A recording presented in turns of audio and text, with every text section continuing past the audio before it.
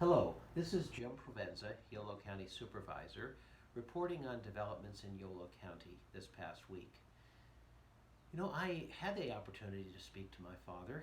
He's 96 years old, a member of what many have called the greatest generation. Well, one of the reasons they were called the greatest generation is when our nation was under attack, they volunteered, whether it be for the military, for industries back home, and sacrificed across the board without complaint, without even thinking about it. Many giving up years of their lives, many giving up their lives entirely to protect the nation. The country came together to face a common threat.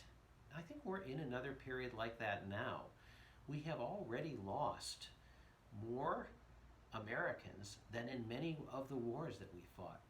Over 130,000 Americans dead as a result of this pandemic. Many are sacrificing in Yolo County. Those who toil in the fields, those who go to work in essential industries, those who go to work in meatpacking or in warehouses, they are at risk. And many have become sick and are threatened with loss of life.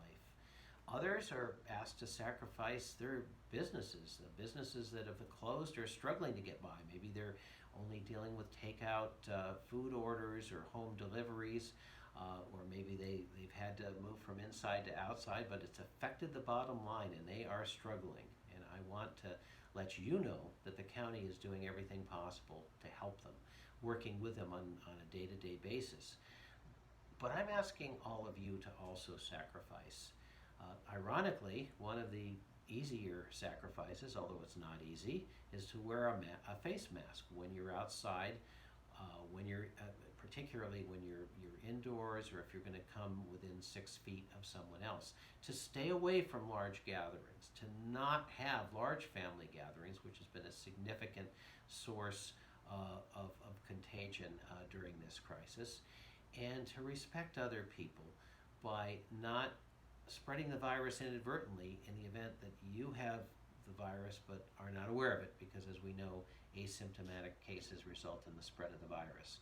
So this week, Yolo County was placed on a watch list of counties. Now, what does that mean? It means that the state orders require that we close indoor dining, and that we close all bars, and that we take a number of other steps back from where we were, a couple weeks ago. Now, Yolo County issued these orders a week early because we knew that our numbers were going to put us in the watch category, and I think that's a good thing, because what it did was give us a week of avoiding the exponential growth in the virus, and gave us a head start on what we need to do to get this under control.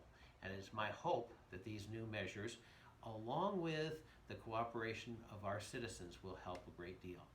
We also passed an ordinance this week allowing for civil penalties for the minority of businesses, and hopefully the minority of individuals and homeowners who don't comply with the ordinance. It's not our preference to impose fines.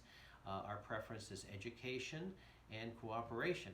But for blatant violations, this is a new option, and we need to do it because we need to bring the numbers down to protect the health of our citizens. This effort is a state effort, and it's a nationwide effort. We need to come together as a people. We need to come together as a country. It's patriotic to wear a mask. It's patriotic to follow the health orders. And we must come together. If we do that, I think there is great hope for the future, and we will come through this stronger and better than when we entered it. Look forward to talking to you again next week.